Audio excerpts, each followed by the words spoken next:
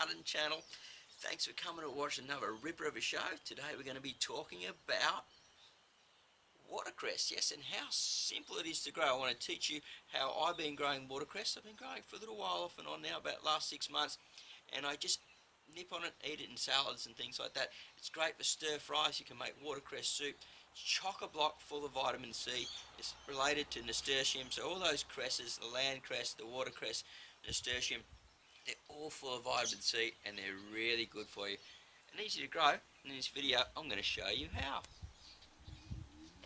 What will we need to start growing our watercress at home? Now we're going to be growing it in containers, so obviously you're going to need a small container that will hold the compost, so you'll need some compost. You can use a good quality potting mix as well, but I'd mix a bit of compost in with it if you do have it.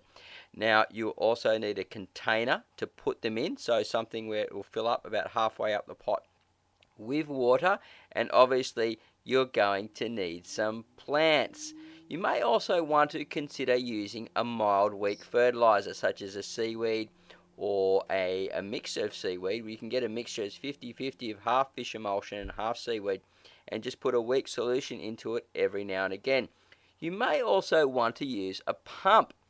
If you want to keep the water aerated and you're doing it inside, or you've got electricity available close to you, you can use just a little air stone such as a little fish pump, and to keep the oxygen going, and that will help the plants grow much faster. Now you don't have to have those. If you're changing the water more regularly, that will keep it clean and oxygenated. The watercress don't really like dirty water, so if the water's getting fouled up, the plants aren't going to be as healthy. Now I've seen in other video clips where they talk about using mineral water. Yes, you can use that, but I just use basic rainwater from our rainwater tank, and I find that works just perfect. Now if you don't have an option for rainwater, you got the chlorinated tap water, town water. Just put it into a bucket and let it sit for about 24 hours.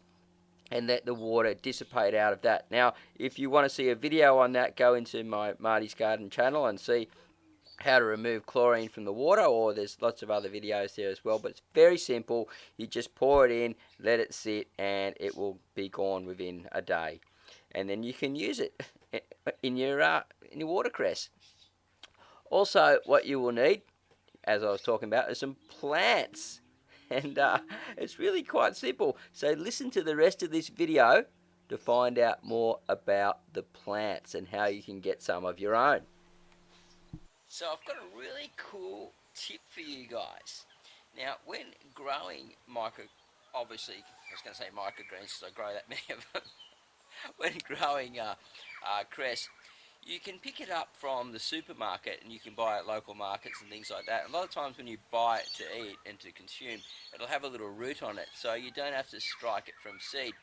One way that I'm actually going to be doing it this week is I bought some watercress microgreens. Yes, I actually cheated a little bit and didn't buy the seed. I saw this in the shopping place in Woolworths for $1.49. It was on half price. And there's literally thousands of little plants in there. Now, it is a hydroponic medium, but it doesn't really matter. It's got a little rock wall, a little tray down there. And what I'm going to do is I'm just going to pull out little pieces and put a few into the pots, into the little pots that I've got with some compost and some water. And they'll just start growing like that. I've done that with other plants.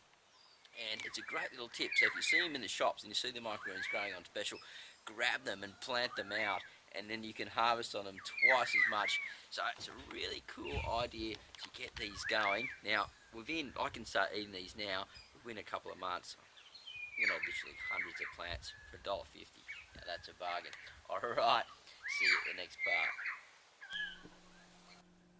Watercress likes a wide variety of conditions. It can handle quite hot to very cool. And if you're going to be growing it indoors in the very cool seasons, then you might want to put it near some bright light near a window. In the summer, put it outside in some shaded area where it just gets some filtered light, and it'll grow just fine. It just doesn't like extreme heat.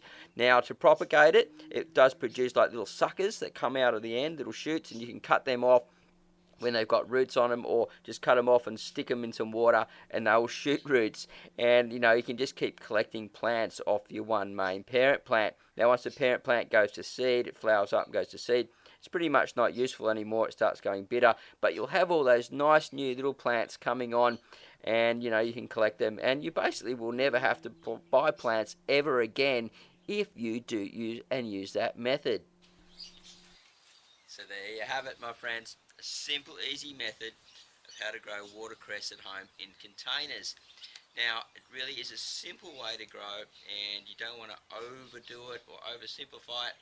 It's a very nice plant, and it grows nearly all year round. Depending on your climate, it can handle, the cooler temperatures and the heat as well. So just, each place is a little bit different. So just do your tests, get your tests right, and enjoy your gardening. Now, if you haven't subscribed to Marty's Garden already, the place where we teach you how to grow lots of fresh food fast in urban places and small spaces, and even some farming tips along the way for the backyard. Subscribe now, guys and girls. It's going to be lots of fun. More cool videos coming on the way, and I've got something really exciting I've been waiting to tell you right to the end. Marty's Garden is going to the Philippines, yes, and I've even got something even more exciting to show you when I'm there. I'm going to let you know a little bit more about my personal life and my life regarding my daughter, and start filling you guys in more about what's going on behind the scenes at Marty's Garden. Would you like that? Alright, and plus we're going to teach you how to grow lots of food, yeah? That's the whole plan. So remember, if you haven't subscribed, make sure you subscribe now before you go. We've got shows coming Tuesday, and for the Marty's Garden show, and then Karen's Backyard Chicken Tips every Saturday. And there's more exciting shows coming along the way, which I'm developing for you guys. I'm just keeping a little bit secret at the moment.